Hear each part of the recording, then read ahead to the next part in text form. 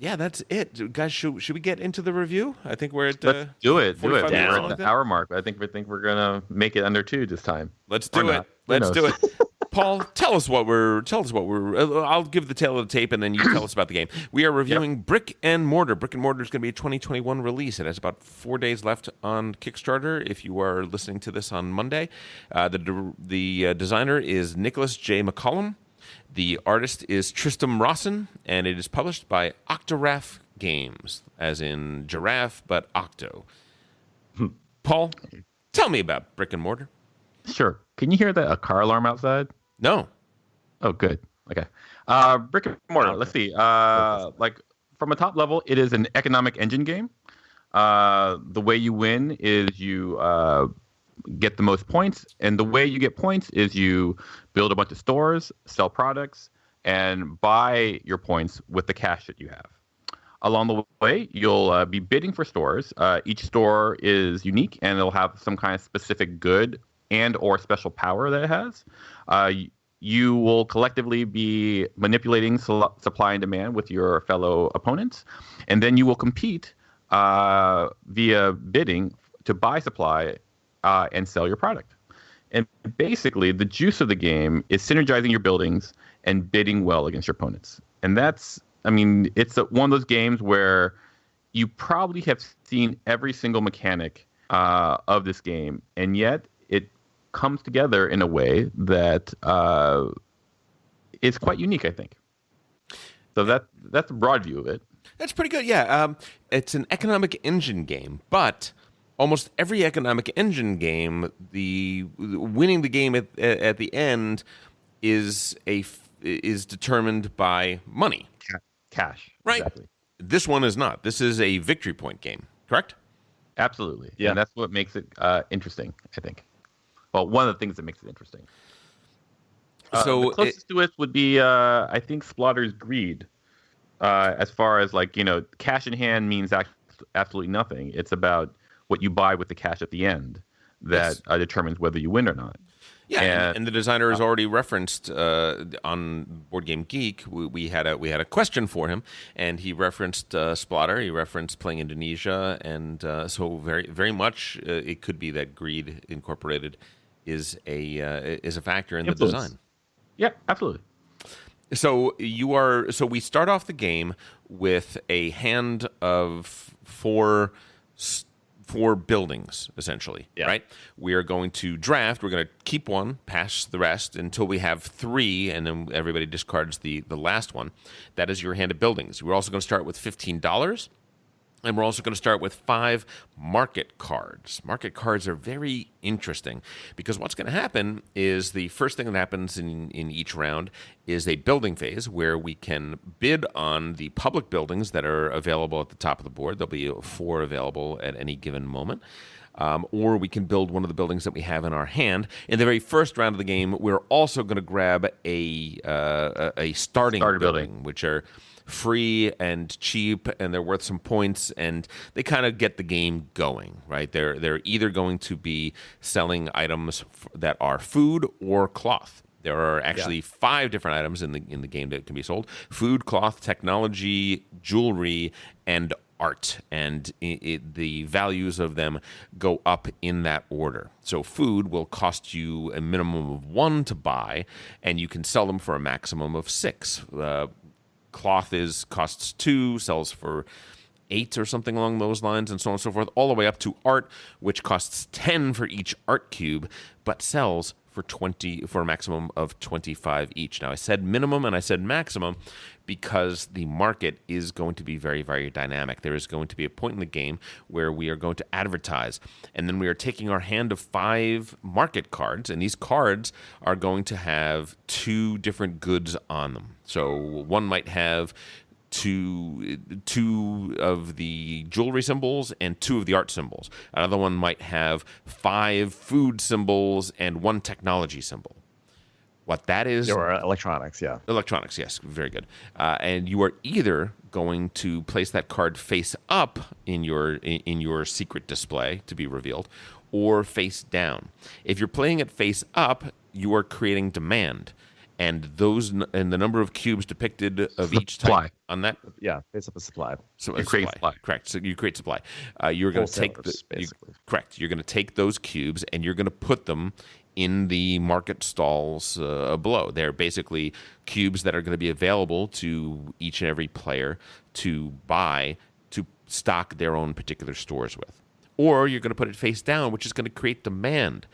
If there is not demand for what your cubes are, you cannot sell it. So I could have 4 art sitting in my various stores, and if no art comes up on demand, I can't sell any of it.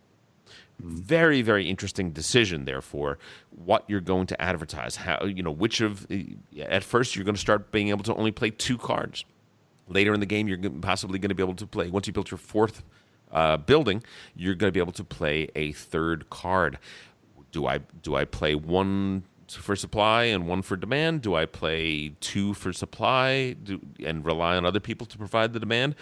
It really relies on looking at other players, seeing what their buildings are, seeing what goods they're interested in, and trying to figure out, and kind of game the system. Figure out how much can I draft on this person, how much am I going to be in competition with this person, or how much do I have a monopoly on a particular item? And if I do, there are advantages to that because I can buy for the minimum, I don't have to bid on it, and I can sell for the maximum because I don't have to bid on it, but I have to provide all of my own supply and all of my own demand, which is really, really interesting. Yeah, because what happens after this advertising phase where we're deciding how much supply and how much demand there's going to be is that then once we filled up all these coffers of things that we can go to stock our stores, if there's not enough to go around for everyone who wants to stock their food stores, let's say, then we have to bid for top bidder, who's going to pay the most for these things, because whoever pays the most is going to get first dibs on the stuff that's in the coffers. So we have an auction for a blind auction. In the real game. So we've been playing on Tabletopia, by the way. We've been playing an online implementation that is public on Tabletopia, so you can go check it out. But in the real game, it's going to be like a dial. So we would all set the dial secretly, and then we all reveal, and then whoever has the highest amount gets to buy as much as they want from that coffer. So that may mean that they empty it out, etc. The stores have limits on how much they can each hold, but if you have like 3 stores that each can take 3 food, let's say, that means you could potentially buy up to 9 food. So it's really important because if someone decides to bid more than you just may not have access to the little apples that you need for your store. So we have that phase. So it's a really cool auction where highest bidder wins. And then sorry. No, go ahead. You're doing great. Thanks. And then we go on to another auction. Now we've filled up all our stores. Now it's time to sell the stuff to the people. So now we flip over all the cards because we still don't know what the demand is. So we flip over the demand, which reminded me a little bit, I think, of Automobile by Martin Wallace, right? Isn't it an Automobile where we're not quite sure what the demand is going to be for certain cars? That's correct. That's exactly right.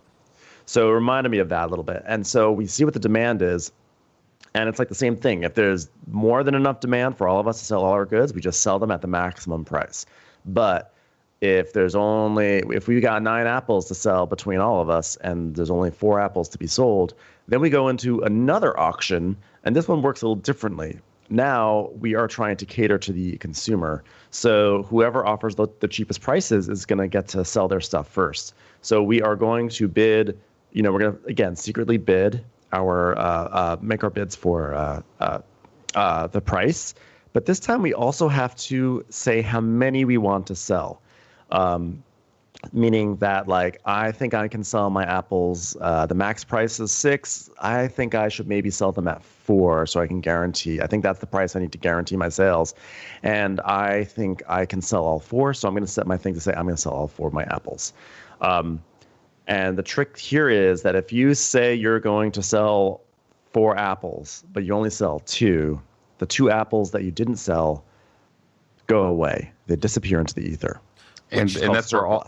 Yes, and that goes for the surplus goes for everything, not just food. It goes for like electronics and art and all the items.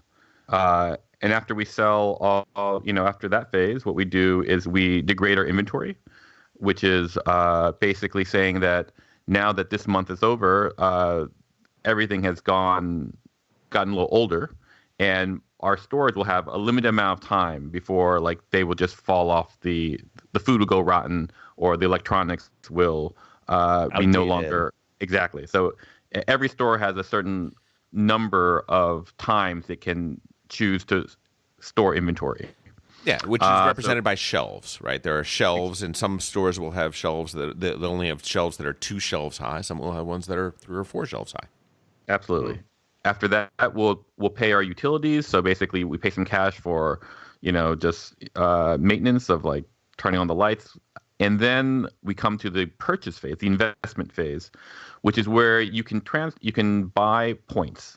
And the points are like it's cheapest or most efficient to buy at 1 for 1 or like 1 for 3 or whatever, or you could spend like $100 to buy 10 or anywhere in between there. The real catch about it is like you can only buy 10 points per round. So you can't just save up all your money at the end of the game and buy all the points you need. You need to continually decide, look, I need to spend how much money do I need to spend right now because I won't have the ability to buy 14 next round, and so like you're always cutting into your money for next round, which you'll be used to buy buildings or product or or utilities, so there's always this tension of really deciding how much you need to move forward now versus how much capital you need to keep on running your engine. Yeah, and conversely, you can also sell your points at this phase, and you get $3 per point. And early in the game, that money could be really important because if you find yourself, in a poor and broke, you can take on debt, which is basically like you get these tokens and you get $2 per token. You can take on as much as you want, but you lose a point for every token at the end of the game. So it actually is. It's better to lose a point and gain $3 than it is, during this phase than it is to lose a point, and gain only $2 theoretically at the end of the game. Yeah, 50% more. It is a choice you have to make. Yeah, it's 50% more efficient to choose to go down because you're getting 3 per victory point as opposed to 2 per victory point. And as Paul said, the points that you can score like this at the end of each month it ramps up.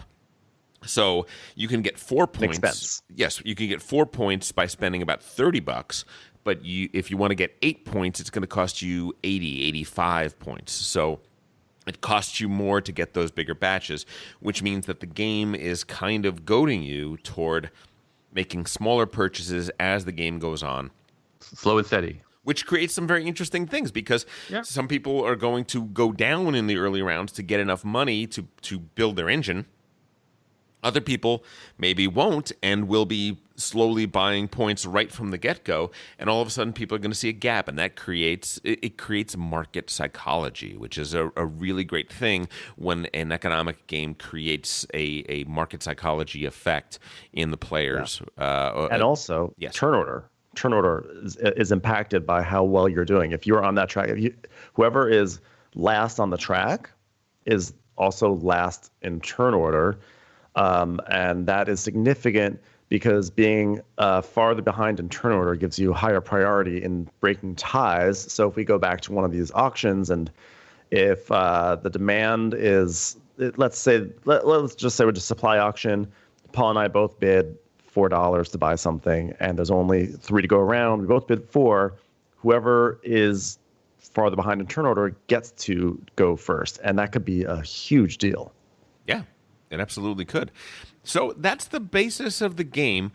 The only thing is that what we're describing should probably sound to you like a pretty tight, hard decision, rough kind of economic engine game until you start looking at the buildings.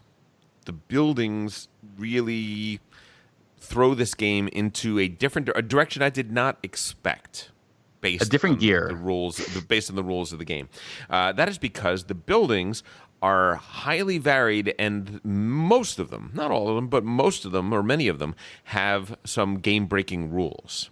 They have different systems within them that when you get this building does this. So let's take one of the game breakers right out of there, the consignment store. The consignment store says you can't purchase any items and supply this. All you can do is this building will only accept electronics, jewelry, or art, and the only way you get it is if after everybody has bought their cubes, there are cubes left over, right? If there are cubes left over and nobody has claimed them, you can claim them for free. And as I think I described, technology or electronics, jewelry, and art are the three best paying results. They pay, I think, High-end 12. stuff. Yes, they pay 12, 18, and $25 per cube. If there's no bidding, right? If they're just free to sell, which means getting those for free. That's a huge amount of profit that you can get, and it does affect the game in a very real way. Now you still have to put cubes out there, so suddenly putting cubes out there is very important. You still have to create demand in order to sell those cubes, but suddenly you're no longer bidding. Suddenly you have a very different system. There are some. Yeah. There are some Yes. buildings that give you victory points, just flat out give you victory points based on certain conditions, and has nothing to do with the make money and then sell that money for points, right? Yeah. So, I mean, I think what you're getting at here is that maybe you are, by the rule set, it feels like this is going to be just like a mental jousting with your other players about scores and all this, and that maybe this sort of all these buildings, other powers. I mean, you said it takes it in a different direction. I agree with everything you're saying, and I am okay with that. Actually, I'm not saying that you're not okay with it, but I just want to start weighing in with an opinion here that I like the powers that the buildings give and do. Some are a little too wonky. I'm not going to say they're all perfect. The jury is out to me on the freezer, but and I'll get back to that. But what I like about these buildings and the crazy things that they do is they do force you to play a different game each time, and not just you having the building, but you reacting to someone else's building. Like the consignment store being out there means that we have to be really smart about what sort of supply we put out there, because otherwise you're just going to get it for free, and that's really crazy. I'd like that depending on the cards you get in your hand, you may have to pursue something very specific and very different than what you did last game. So I think the cards, while they are not like silly, but they definitely are more. I don't even want to say wonky, but they bring something that's not swingy. They're swingier than what you would find in most like splatters or dry, economic games. I appreciate what they bring. Paul, since we're going to be talking about balance, and it's the segment that you want to talk about, but why don't you weigh in on how the swinginess of these various buildings might affect the balance or perceived balance of the game? Well, it's interesting because, in poker, there are generally like four kinds of styles of play. There's tight, and then there's aggressive and loose and conservative. And I'm a person who would be described as a loose, aggressive person. And so what? And I think you know that, right, Tom? I do. It is aggressive. It is why you should not play poker. But yes. But ultimately, I'm going to press people, and I'm going to press people in a way that is mathematically dubious. But in order to do that, I have to deal with swings, and I think the variety of what you call it, of the stores in this game, create that loose dynamic, because it can it can cause someone to have like a really strong engine while other people do not. But it's always in such a cycle that like if you are okay with that wide range of gameplay, I think you have a much more enjoy. I feel like I really enjoy poker when I get to play the way I do, and you know I'm it's loose and it's fun. I can joke around, and Yes. in this game I feel the same way. If you are a loose type person, a loose aggressive that I am, I feel like this game really hits my spot. The game that I would connect this to the most would be Glory to Rome. Because Glory to Rome has like a similar style of artwork, the original artwork of Glory to Rome, not the new Stark. The cartoony one.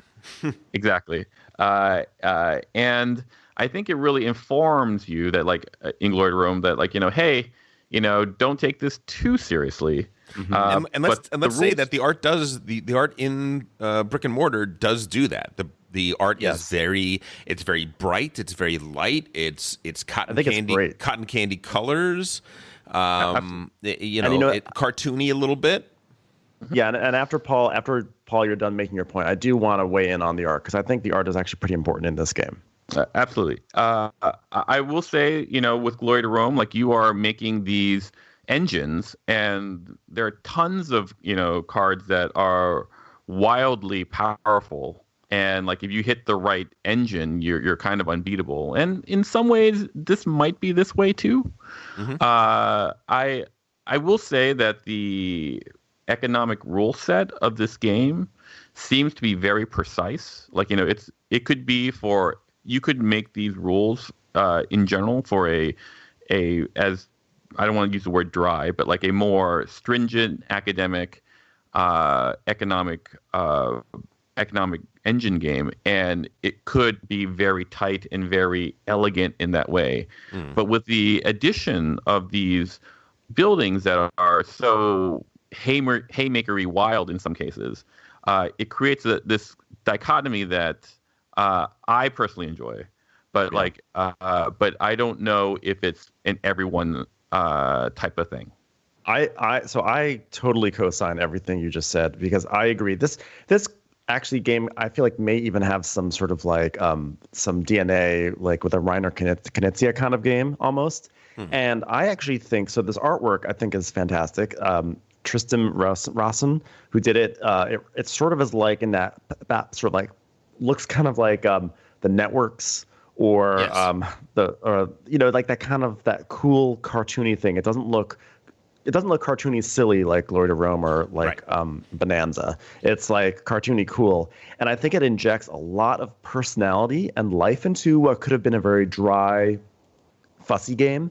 And it makes it like fun and you embrace it. And in you know in some of the gameplays that we had of it invited us into the world that we were creating of these stores.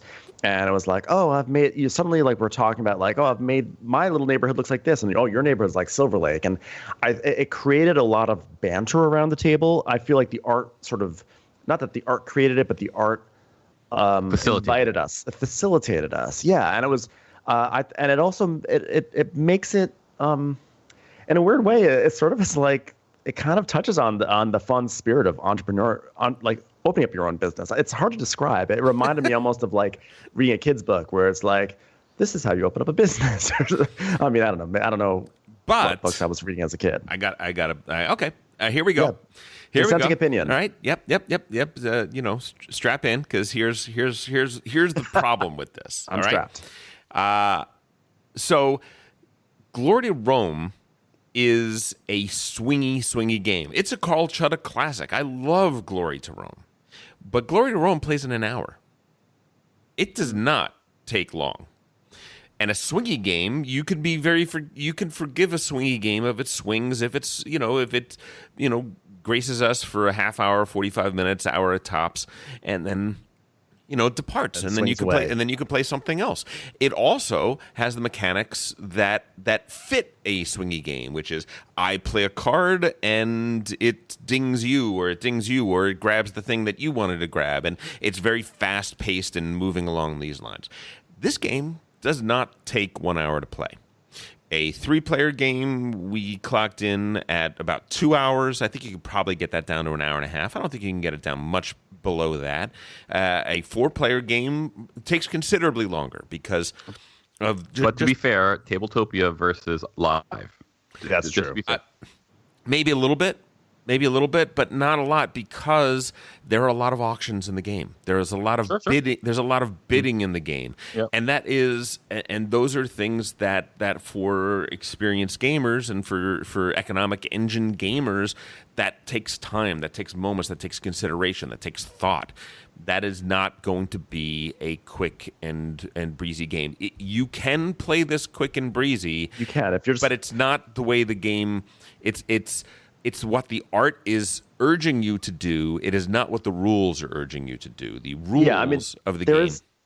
There's like a little bit of an identity crisis here because I agree. Like the art sort of is giving you this feeling like this could be, borderline beer and pretzel. It feels like the art is reminiscent of Stockpile also, which is another really fun economic game that is 45 minutes. It's Stockpile is it's a romp, This game. And this game presents it like that, but this game is much more cutthroat and it is much more aggressive.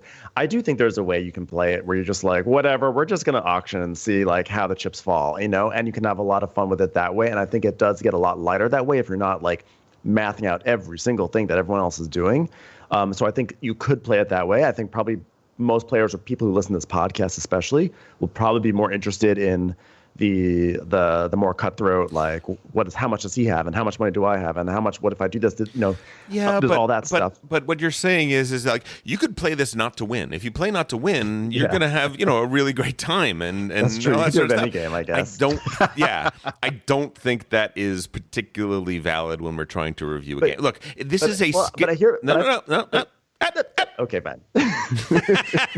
Shut up, opinionated down, Robin, gamer. Down. Shut up, opinionated gamer. It's me. I'm going to talk. This is a schizophrenic game.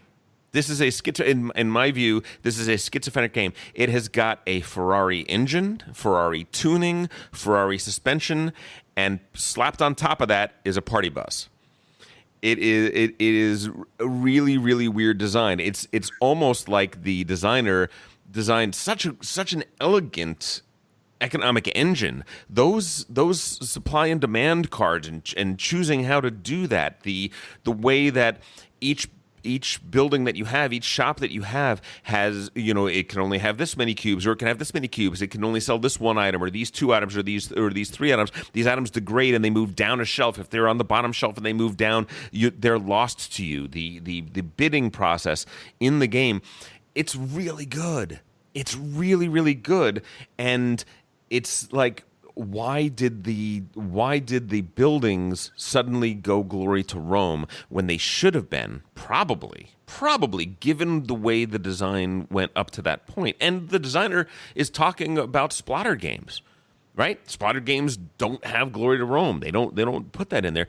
This game should have had buildings that were more like the companies in City of Big Shoulders. City of the Big Shoulders. Each company is different. They are all different. And by the way, they traffic in 4 different types of goods, right? And we have 5 different types of goods in this game. They play differently, but they play differently within a constrained system, right?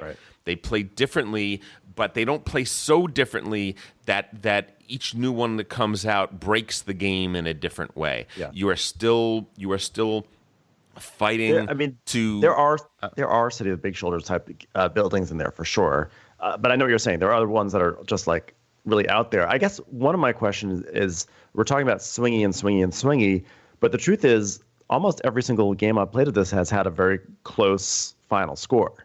So like, is the swinginess more like is it just like it feels unbalanced and it just doesn't? It feels like you have moments where you feel like something's unfair, or is it like just bricks the game? Well, there was a game where the range, you, me, Trey, and Tom, where Tom was 10 points ahead. You and Trey were tied, and I was 20 points behind. Oh, that's true. that was the swingiest game. I agree. That one was a swingy game for sure. But like to retort to Tom, like with the Ferrari party bus. First of all, that sounds amazing. I was about to say that sounds like a great vehicle. When Tom said that, I was like, but you are. no problem. I think you're proving Ben and mine's point. Like, that sounds amazing. But, Does it though? But I thought the same thing. Does it though? You are gonna have all you're gonna have. No, but if you really think about what I'm describing, it is not amazing. Everybody is gonna have Mai Tais all in their hair. It's gonna be all over their clothes. It is gonna look like these people went through an alcoholic washing machine. If you have a good driver, everything's okay. No, even like you have not been on enough party buses. If you think that's a failure, well, that's true. But to be more serious about it, like I look at this game, and this is just me forensically breaking it apart. I go, this game is actually how I would prefer a Splotter game, because I really admire Splotter's rule set and its elegance and its design and stuff like that. But one thing that Splotter, at least the Splotters I've played, don't have is this kind of in-your-face interactivity. And I don't. I would suspect Food Chain Magnet doesn't have in-your-face interactivity. But see, once again, it all comes down to how you see this game. If you see this game as an economic engine building game exclusively in that tradition, I think you're going to be disappointed.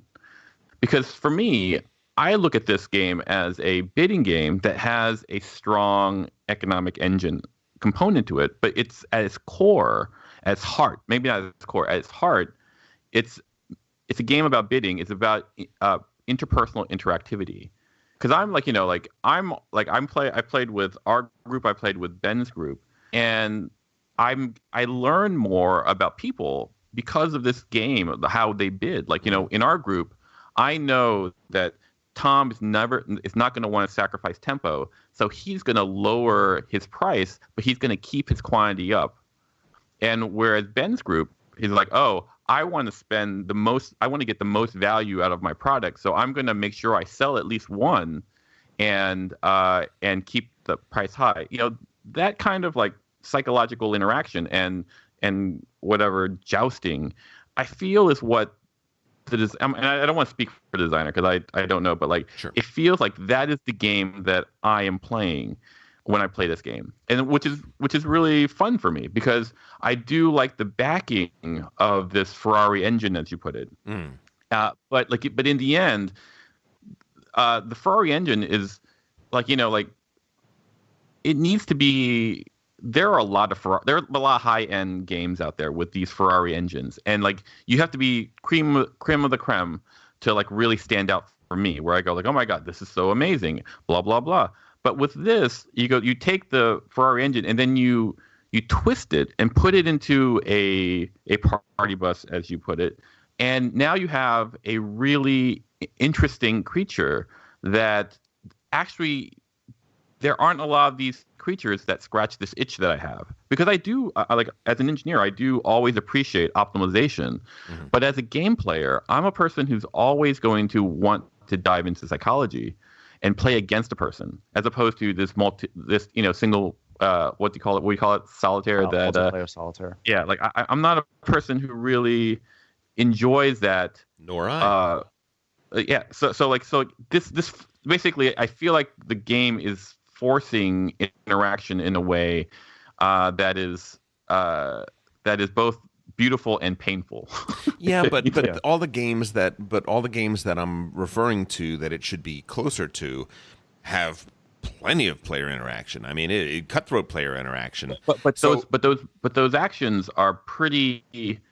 And from like Indonesia or anything Splotter, I feel like those are very mechanical math interactions.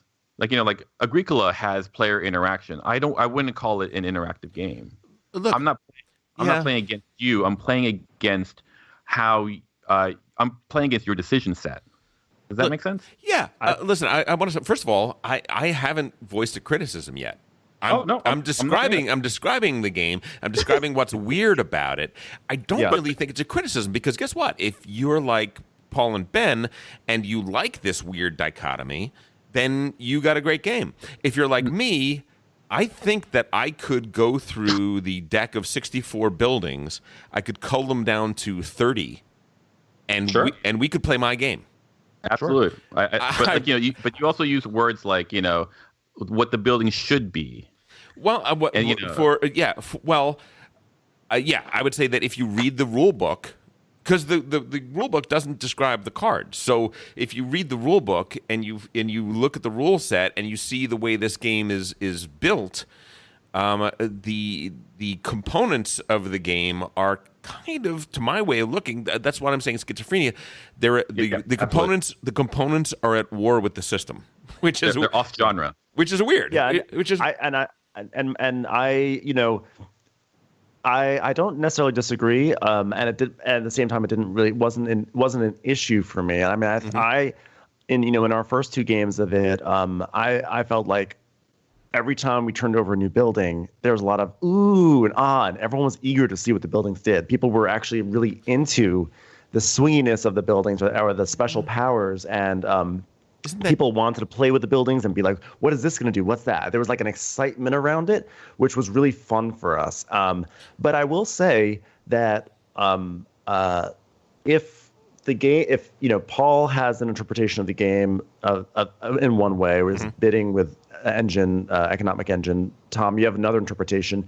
It perhaps is a subtle flaw of the game that it cannot present a cohesive image of itself to an audience. I don't know how big of a flaw that is, but I think also that's what's really good about a review like this is because people can listen and be like, oh, that would annoy me, or they can say, oh, that's actually something I would really like, because I know I personally really enjoyed getting all those powers and playing with them. But I can totally, I'm not saying this in a way that's like, and that's the way it is. Right. But it's like I can totally see how someone could get frustrated. And honestly, I did get frustrated a little bit. So I mentioned the freezer card.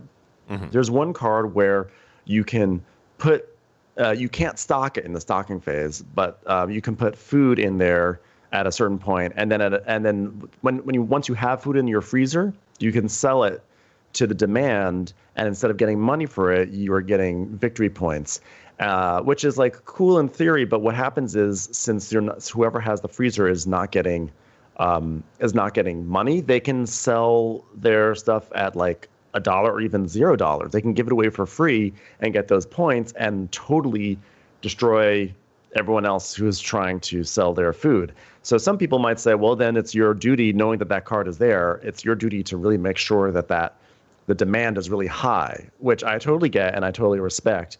But at the same time, that's one of those things where you're like, oh, it feels weird that they just like clog up the demand, and it's just like easy points for them to clog up the demand. Like those are the sort of cards where you're like, don't know if I necessarily need this card in the game. And there's a large number of them. There's the ones that give you instant victory points by selling a good of each one of these various types. Listen, that's a very common Euro mechanism, but first of all, it doesn't really fit logically within the context of this game. But it also creates perverse incentives that kind of go against the engine and the design. Trey played with us and had a criticism about a mechanism called surplus, which we alluded to, which is when you are bidding to sell, you have to bid both a number of cubes and you have to bid the value that you want to get, the money you want to get for each cube. If you fail, if you do not sell those cubes, any excess cubes that you bid to sell, so if you bid to sell 4 cubes at 8 value, and guess what? Several people underbid you, and suddenly you are left selling only 1 cube. Those other 3 cubes go away because you bid to sell them. And Trey was like, well, I don't think that's a good idea. I think that's a mistake, because what it is it's a double tax. It is punishing you twice. It is bad enough. It puts you behind the curve enough that you couldn't sell them this turn. And then in addition to that, you lose all those cubes, so you're going to have to buy and store again and all that sort of stuff. It is punishing you 2 different ways. And in general, in games like this, that's a problem, right? That can that can be a situation where people get people get turned off, or more to the point, they get doubly wounded for something that it wasn't always their fault. Looking into the game further, I think I'm not quite in agreement with Trey, because what it really is, that element, and the designer spoke about it at great length. Some of the points I agree with more than others, but essentially what he's saying is you have to look at everybody else's buildings, see what everybody can sell, and kind of come up with a narrative. Like, okay, this person needs to sell these things because they're on the bottom shelf and they're about to go. So they're probably going to lower their bid to make sure that they make some money off of this deal. This other person, they can hold on to their things as long as they want. I have to decide, how many of these things am I going to try to sell right now? How much am I going to push it? Or do I wait one more round, let everyone sell all their stuff, and then I'm going to have a much better selling opportunity next round? And that's kind of what that design is supposed to be. That was the designer's defense of that double tax, as it were. The problem is that there are so many buildings in the game that play by their own set of rules that mechanism doesn't even come into play a lot, right? That mechanism, that, all of a sudden you have a freezer and you have a totally different set of rules that you're going by. You have this building and you don't even want to sell these things. You just want them to drop off your board because that's how you get victory points. And what it ends up being that the people that are selling goods for money and churning that money into points, which is the design of the game, starts to become more the exception than the rule. And I think that your points are very fair. Mm-hmm. You can also tell me I'm full of junk. You can say that. I push back slightly because I don't know if it's against the design of the game. I think that the buying points at the end of the round is like a main way to get points if you're playing the big money game. But I actually I think that you can also. I think it's totally valid to get your points in game with things like the bazaar or whatever. The way that works for me, you mentioned just a few minutes ago, like it feels like it's against the spirit of the game. Something like the bazaar where you get points for selling certain amount of different types in your turn. Mm-hmm. In my mind, I'm like, those points represent like the quality of the bazaar. Like if you can go to that bazaar and you can get 3 different things there, you're going to go to that bazaar more often. So like the reputation of that bazaar goes up. Like thematically, It makes sense to me there. Like the idea that victory points are actually reputation points. Yeah. But I think, I know what you're saying though. About how some of these buildings like the freezer can just like kind of railroad the mental gymnastics you're supposed to already be doing. And that can be kind of annoying. And admittedly, you could like expand your mental gymnastics to account for those buildings. You're sort of supposed to, I think. I think so. The surplus rule was like a big controversy, I feel like, at our table. And I agree that if you get hurt by the surplus rule, it sucks and it is punishing and it feels very unfair.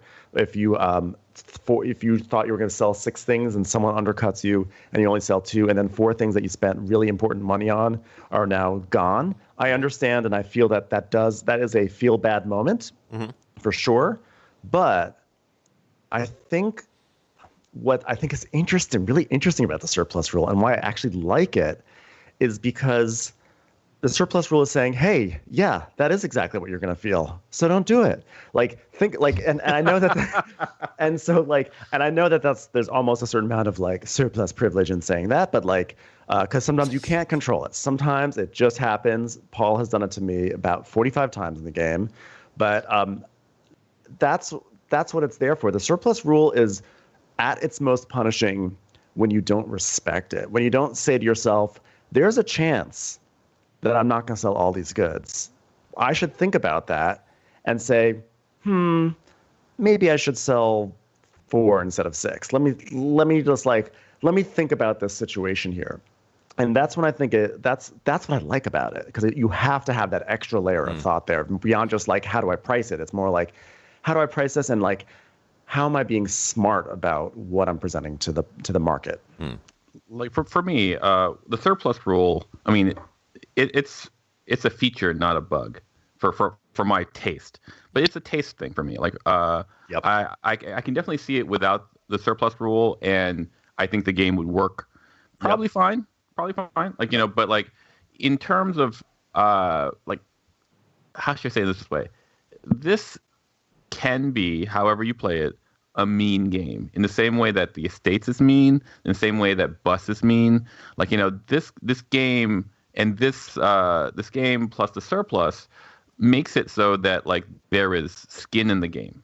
Like, there isn't a softness about like, oh, here is just a tempo hit. It's like more, here's a tempo hit and loss of goods because you did not, as Ben said, respect the moment enough.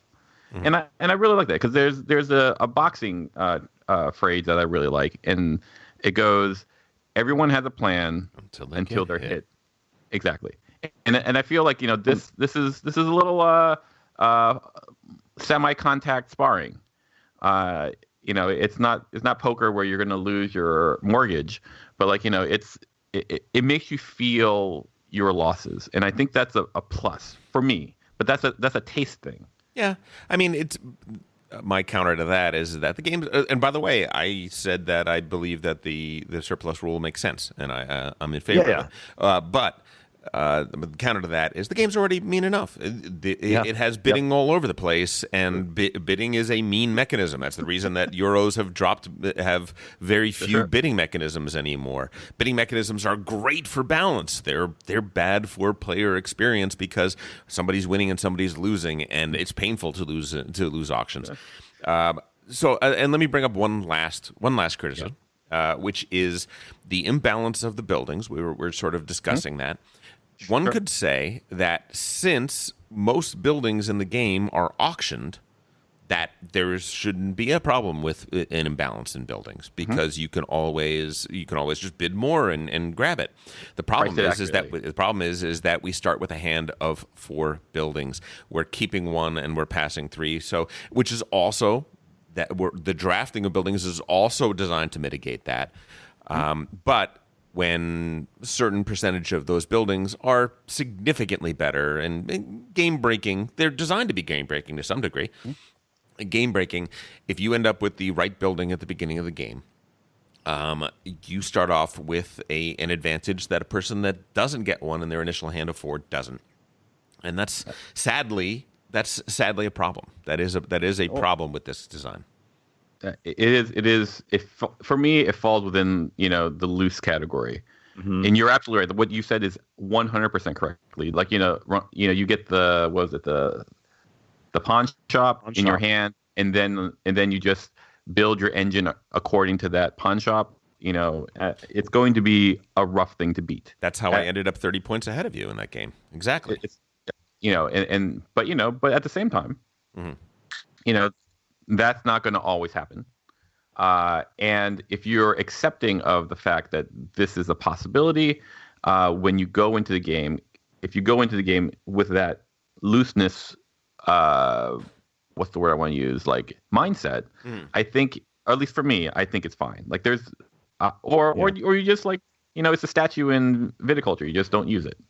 It's simple as that. By the way, however, viticulture is a very interesting example because when I play viticulture, I have a deck that has been culled down to the cards that I want to play with in viticulture, right? And a lot of the other cards, the particularly swingy ones, the particularly problematic ones, have been left out of the game. And I think that, and unfortunately, since we don't have a physical copy, since we're playing on Tabletopia, we can't cull the deck. But I believe that one could play the game that I want to play from this. Absolutely. Which is like personal preference, by the way, just personal preference. Yeah. But the game that I want to play, I deck, believe you could play with this.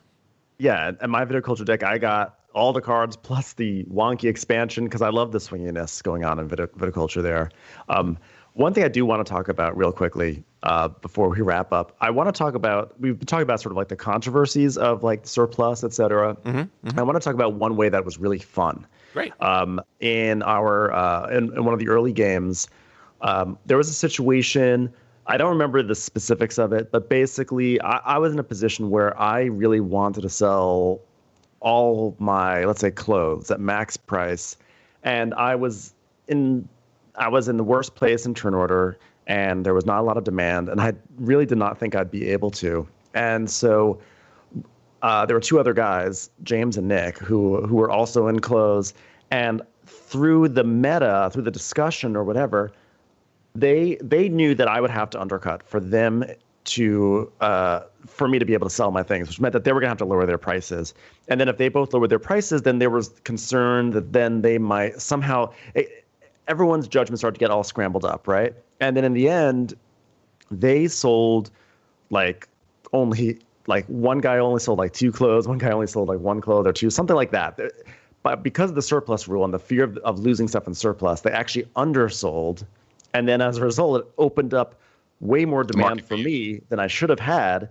And I was actually able to sell all, and I kind of bet on that happening. And so I was able to sell all 6 of my clothes or whatever the amount was at max price. And we all went, oh my God. And it was one of those like really fun memory making moments where you're like, oh, and there were a lot of those moments. And so while we are like talking very like intensely about these buildings and the surplus rule, I do want to emphasize that the game has like a lot of just like pure fun moments, or at least I've experienced those where there've been like, let's reveal and oh no, or oh, or like a twist in this and that. And I think that's actually one of the strengths of the game is that there can be a lot of joy and fun to be had, but at the same time, it can be very punishing. So someone may not be feeling the joy. Ladies and gentlemen, that is Brick and Mortar. Go to Kickstarter right away when you listen to this. Check it out. Take a look at it and see if this. I loved it. See if you want to get on the party bus. Maybe you do. The Ferrari party bus. Yeah. Hey, if you enjoyed that video, you very well might enjoy the other videos you now see being suggested to you on screen. Also, we'd greatly appreciate it if you could like, share, or subscribe to our Game Brain channel. Thanks so much.